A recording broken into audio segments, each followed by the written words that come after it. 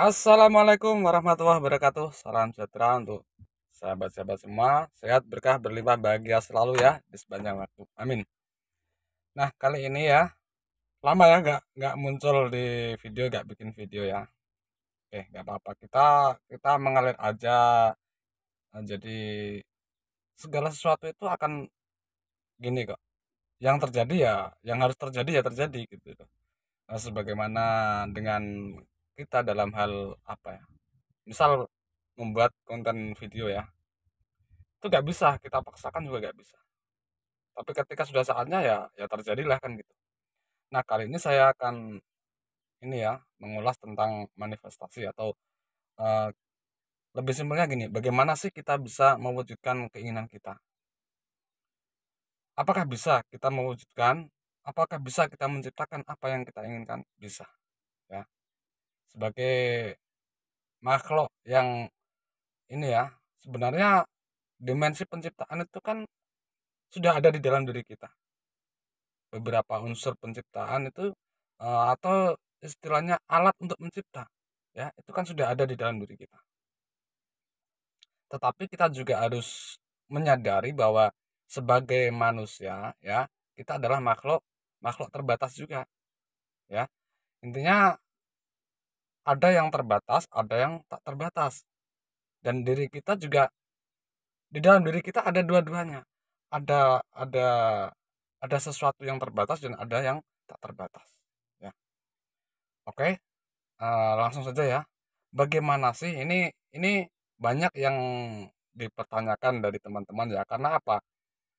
Ya bisa dibilang semua manusia itu punya keinginan dan semua manusia itu ingin apa yang dia inginkan itu terjadi kan gitu, ya kan? Tapi kita harus sadar juga ya, harus menyadari juga bahwa ada satu hal, ada satu keterbatasan juga di dalam diri kita, ya.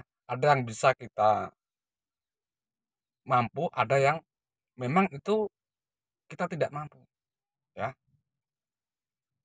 Oke, kita lanjut ya. Jadi cara mewujudkan keinginan atau apa yang kita inginkan agar mewujud ya, agar terjadi kan gitu ya. Sebenarnya di video-video sebelumnya sudah pernah saya ulas ya, yang pada intinya seperti halnya doa itu apa? Doa itu yang mengalami. Kalau ini ya, kan ada itu sebuah ungkapan dari Yesus ya, kalau orang Kristen pasti paham ini. Berdoalah dan rasakan doa kamu itu sudah terjadi ya. Berdoalah dan rasakan doamu itu sudah terjadi. Maka terjadilah kan gitu. Ini yang disebut dengan apa ya? Experience atau mengalami. Doa itu lebih pada mengalami sebenarnya ya. Di mana kita mengalaminya ya di alam dan materi tentunya. Di dalam rasa kita, pikiran kita, emosi kita ya, di keyakinan kita, imajinasi kita. Nah, itu adalah beberapa unsur ada yang menjadi apa ya? Itu beberapa hal yang menjadi unsur penciptaan ya. Emosi, rasa, pikiran, keyakinan, imajinasi ya. Dan kita bisa ini kok sebenarnya itu satu kesatuan ya, satu kesatuan. Ketika semua bersatu, semua beberapa unsur itu bersatu, selaras ya, sefrekuensi, maka disitulah ketika kita memanifestasikan sesuatu hal itu terjadi ya terjadi. Apa semudah itu Pak? Ya enggak juga. Karena tidak semua orang bisa menyelaraskan antara imajinasinya, pikirannya, emosionalnya ya, emosinya, rasanya, juga keyakinannya kan gitu. Itu yang sulit. Apalagi setelah mempraktekkan ya, setelah melakukan kemudian timbul sesuatu hal yang menjadi keraguan. Nah, ini juga menjadi pengcancel doa, ya, menjadi hijab bagi terwujudnya apa yang kita inginkan. Jadi gini, kita masuk di cara prakteknya. Yang pertama, ya, yang pertama, kita harus berada di dalam atau ini ya, berada di dalam kondisi bisa disebut kondisi hening, suwung, nol ya, netral. Ya.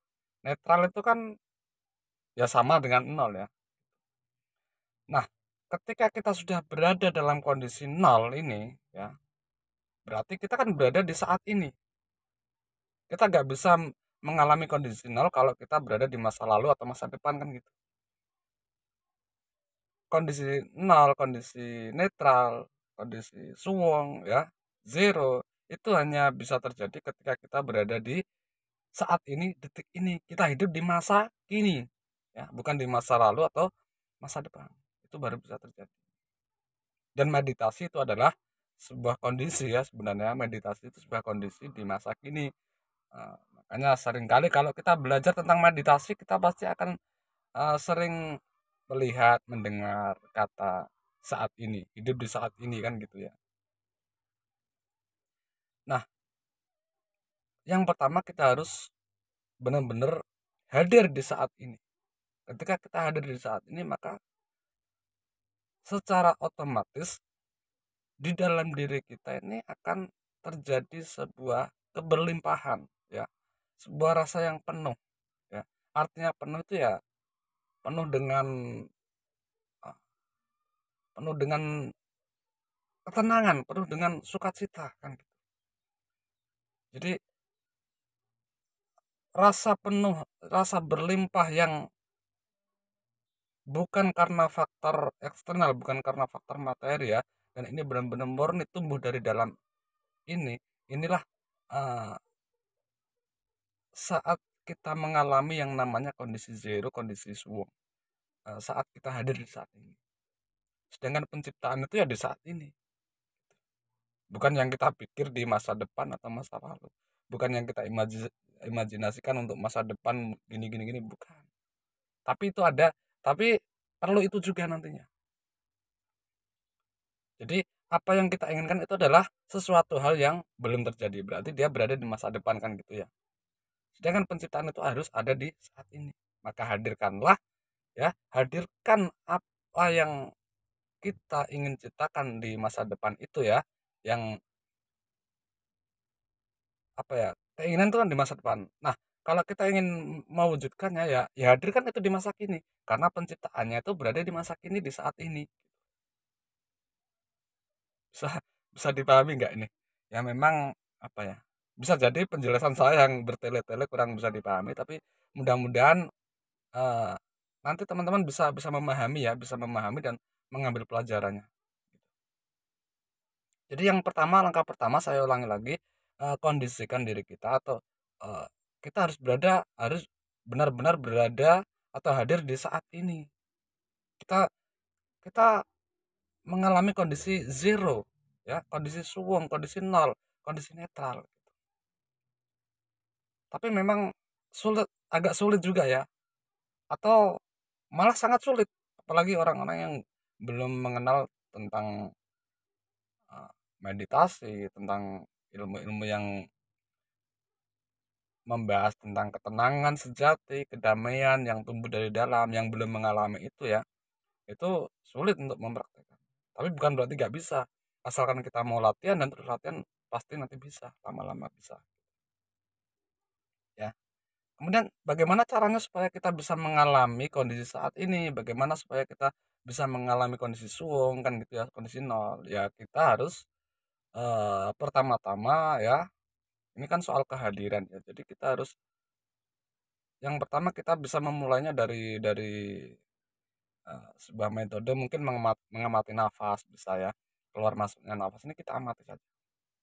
Kemudian ada cara dengan mengamati pikiran, mengamati perasaan, ya. Jadi kita sebagai pengamat dulu, sebagai pengamat, ya. Ketika sebagai pengamat ini, ya hanya mengamati, tanpa ada analisa, tanpa ada penilaian, tanpa ada penghakiman apapun. Hanya mengamati, ibaratnya saya melihat HP, ya, saya melihat HP. Ya hanya HP yang saya lihat. Saya tidak tidak menilai apapun, tidak melabeli apapun. Wah, ini HP merek ini keluaran lama, ini HP kok cahayanya kurang terang, ini HP begini.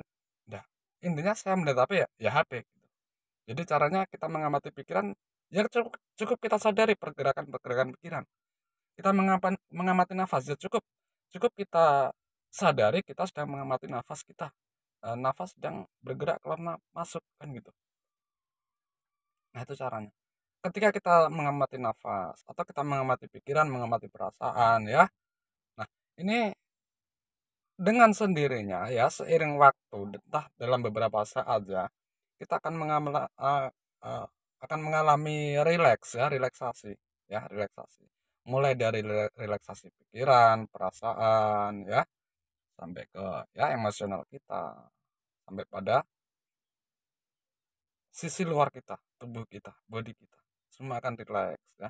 Nah, ketika semua sudah mulai rileks, rileks, rileks ya, santai, maka ini nanti kita pun nggak tahu ya, nggak tahu kapan masuknya, kapan terjadinya kita mengalami sebuah kondisi hadir di saat itu tuh, itu nggak tahu kita. Tapi kita akan mengalaminya gitu. Dan ini agak sulit dijelaskan ya, harus dialami. Lakukan saja seperti itu. Itu yang pertama ya. Yang pertama, sebelum kita, intinya jangan buru-buru untuk supaya keinginan kita terwujud, jangan ya. Santai saja dulu. Kita kita lakukan polanya, kita lakukan step-stepnya bagaimana untuk ke arah situ gitu loh. Jadi kita harus berada di dalam kondisi suwung, kondisional zero, atau kita sedang hadir di saat ini. Kita benar-benar berada di saat ini, detik ini kan gitu ya. Nah, untuk bisa mengalami ini ya, kita perlu yang seperti itu. Mungkin dengan cara meditasi, dengan cara zikir ya, dengan cara zikir, meditasi, relaksasi juga bisa ya. Dengan cara itu tadi beberapa saat kita ya kita diam. Kalau kita sudah bisa diam malah itu ya itu intinya. Kondisi nol, kondisi zero, netral itu ya ya diam, totalitas diam kita, kediaman kita itu ya. Pikiran diam, perasaan diam, emosional diam, sampai tubuh kita juga diam, relax. Nah, itu. Kalau kita sudah bisa ya, kita sudah masuk dalam kondisi saat ini, kita sudah suwung netral, kita akan mengalami sebuah itu tadi rasa berlimpah yang tanpa ini ya, yang bukan dipicu oleh apa ya, atau ibarat atau istilahnya gini lah, kita mengalami sebuah kondisi tenang tanpa syarat, kondisi penuh sukacita yang memang itu tumbuh dari dalam diri kita, itu yang akan kita alami. Hal yang pertama yang kita alami adalah itu ya.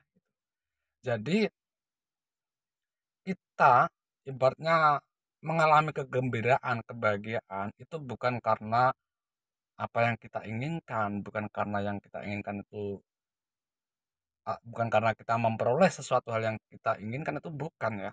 Tapi benar-benar ini tumbuh dari dalam, dari kemurnian ya, dari dari sang sumber itu sendiri ya, sumber sumber keberlimpahan itu sendiri. Nah, kalau kita sudah mengalami kondisi berlimpah, kondisi penuh di dalam rasa kita ya, penuh tapi kosong tapi penuh ya, itu isi kosong tapi isi, isi tapi kosong ya, itulah kondisi yang biasa dilabeli dengan suwung, nol, netral, zero ya itu. Nah, kemudian kalau kita sudah mengalami ini barulah kita hadirkan ya, kita hadirkan, kita tarik ya. Apa yang kita inginkan itu kan masih di zona masa depan ya. Nah, itu kita tarik, kita hadirkan ke kondisi saat ini. Apa yang kita inginkan? Kita ingin punya jodoh yang baik ya. Kita ingin punya sumber penghasilan yang baik, kita ingin punya rumah sendiri, misalnya kita ingin liburan kemana, ingin piknik kemana, bisa itu kita hadirkan di sana. Saya contohkan misalnya ya, misalnya kita ingin apa, ingin kendaraan lah, motor misalnya ya, ingin punya motor, ya sudah, kita hadirkan, kita hadirkan. Nah, disinilah peran imajinasi. Jadi kita berimajinasi ya, dan dipastikan ini kita sudah dalam keadaan bombong atau lapang ya, keadaan penuh sukacita ya. Dan ini bukan karena motornya, bukan ya, tapi ini adalah rasa sukacita yang benar-benar murni tumbuh dari dalam diri kita. Jadi kita senangnya itu bukan karena kita mengimajinasikan motor, itu bukan. Itu hanya apa ya? eh, hadiah saja atau perwujudan saja dari rasa berlimpah kita gitu ya. Rasa penuh sukacita kita. Nah, kita hadirkan itu. Kita rasakan kita punya uang ya kan untuk beli motor ya. Kita hadirkan di saat ini. Kita pergi ke dealer ya kan. Sampai di dealer pelayannya ramah-ramah, bagus. Mereka menyambut kita dengan senyum ramah ya. Mereka melayani kita dengan baik. Kemudian kita memilih motor, jenis motor ya yang bagus. Sampailah pada transaksi pembayaran. Kita kita membayar ya dengan cash, dengan tunai. Kemudian ada kembalian kita kasih ke pelayannya sebagai hadiah, sebagai rasa terima kasih kita ya. Kemudian selesai transaksi kita pulang ya kan, motor diantar sampai di rumah ya, sampai di rumah motor datang ya, motor datang. Kemudian kita rasakan aromanya juga ya, ada aroma tersendiri eh, kita rasakan ya, kita rasakan. Jadi ada aromanya tersendiri ya. Tadi terjeda videonya itu, mohon maaf. Kemudian kita apa? Kita hidupkan motor itu, kita hidupkan, kita starter ya.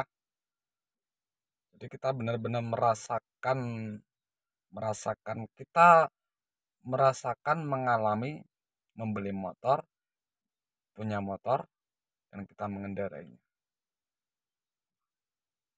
Jadi ini masih di alam imajinasi ya, masih di alam imajinasi. Tapi benar-benar kita alami di dunia non materi, di dalam diri kita benar-benar kita alami ya. Kita mendapatkan rasanya, kita sudah memperoleh rasanya. Dan memang seharusnya seperti itu ya.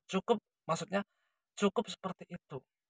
Bukan di wujud materinya, bukan. Ya. Ketika kita sudah mengalami itu, kita beli motor dengan pembayaran cash, kita sudah uh, benar-benar ya, kita ya benar-benar punya, sudah bisa beli motor kan gitu ya. Kita benar-benar kita sentuh motor itu, kita rasakan. Kita sudah punya motor, dan punya motor dan kita kendarai motor itu. Jadi kita mengalami sebuah rasa bahagia karena apa yang kita inginkan sudah kita dapatkan dan sudah benar-benar kita alami ya, seperti itu. Atau kita ingin punya apa, ingin dapat pekerjaan yang bagus, atau karena kita sudah berkeluarga, belum punya rumah, kita ingin punya rumah, kita hadirkan. Keinginan itu adalah masa depan, kita hadirkan di saat ini. Namun perlu diingat lagi ya, sebelum kita menghadirkan ya keinginan yang itu sifatnya di masa depan, kita hadirkan, kita ciptakan di saat ini ya. Sebelum itu pastikan kita sudah cukup ya, sudah punya rasa cukup, rasa berlimpah, rasa penuh di saat ya. Sehingga rasa sukacita yang kita alami ya, yang sedang kita alami saat kita menghadirkan apa yang kita inginkan itu bukan karena apa yang kita inginkan yang sifatnya masih di masa depan, bukan, tapi benar-benar rasa sukacita, rasa bahagia, gembiranya itu lebih lebih murni, dan itu tumbuhnya memang murni dari dalam gitu. Jadi istilahnya itu bukan karena nafsu gitu. Dan ini kalau memang nantinya ya, ya kan hubungannya dengan dunia, dengan masa nanti ya. Kalaupun nantinya terwujud itu juga akan berbeda ya. Ketika kita menciptakan itu masih didominasi dengan nafsu, atau yang tanpa tanpa nafsu, istilahnya tanpa nafsu itu karena kita sukanya itu, rasa suka yang kita alami itu yang tumbuh dari dalam itu ya, itu nanti akan berbeda ya, terwujudnya akan berbeda. Sama-sama terwujud misalnya ya, kalau kita menciptakannya itu eh, benar-benar hanya hanya hanya menghadirkan apa yang kita inginkan dan itu kita masukkan di saat ini, Sedangkan kegembiraan kita itu, kegembiraan atau rasa berlimpah kita di saat ini itu adalah tumbuhnya dari dalam, maka ketika terwujud terwujud itu ya akan sama, sama menggembirakan, membahagiakan, menyenangkan seperti yang kita alami di saat ini, ya. Tapi kalau kalau rasa berlimpahnya, rasa sukacitanya itu masih didominasi oleh faktor luar, faktor materi ya, eee, dari hal yang kita hadirkan di masa depan itu ya, bisa gak terwujud? Bisa, tapi kemungkinannya lain, itu hanya sesaat. Baru beli motor 1 bulan udah bermasalah ya. Mungkin beli motornya malah secara kredit, terwujud tapi dengan cara kredit kan. Belum 1 bulan mungkin udah mengalami apa ya, mungkin ada kesenggol apa motornya sehingga lecet atau gimana, itu kan sesuatu hal yang tidak menyenangkan kan. Jadi nanti sama-sama bisa terwujud ya, tapi akan berbeda. Oke, jadi gimana? Bisa ya mudah-mudahan saja dari meskipun penyampaian saya mungkin ya mungkin dari teman-teman ada yang menilai agak bertele-tele ya, tapi ya tetap saya berharap apa yang saya sampaikan ini bisa dipahami. Jadi kalau kita punya keinginan dan ingin mewujudkan keinginan ya seperti itu caranya. Pertama, kita harus hadir di saat ini ya. Kita harus hadir di saat ini dan kita dalam kondisi penuh ya, penuh rasa sukacita, penuh rasa berlimpah ya.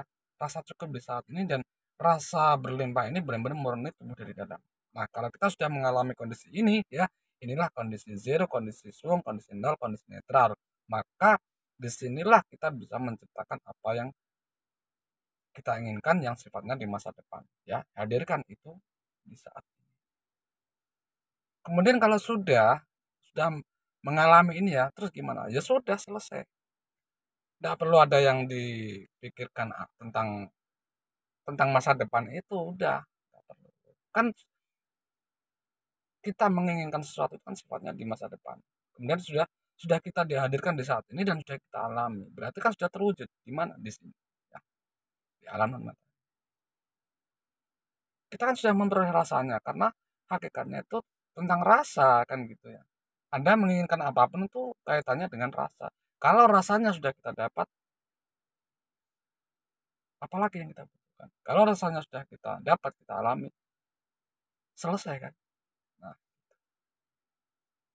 jadi tidak perlu ada pertanyaan kira-kira kapan terwujudnya ke alam materi. Kira-kira kapan seberapa lama dia akan keinginan saya akan terwujud di secara materi misalnya. Nggak perlu.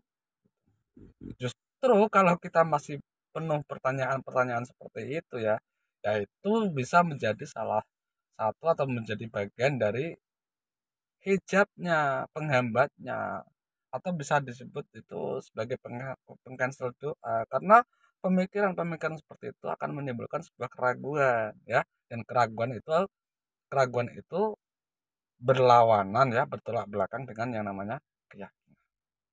Oke. Oke, sampai di sini saja dulu ya. Semoga bisa dipahami, bisa diambil pelajarannya dan lebih dimudahkan bisa mengaplikasikan ya. Sekali lagi sampai di sini, semoga bermanfaat.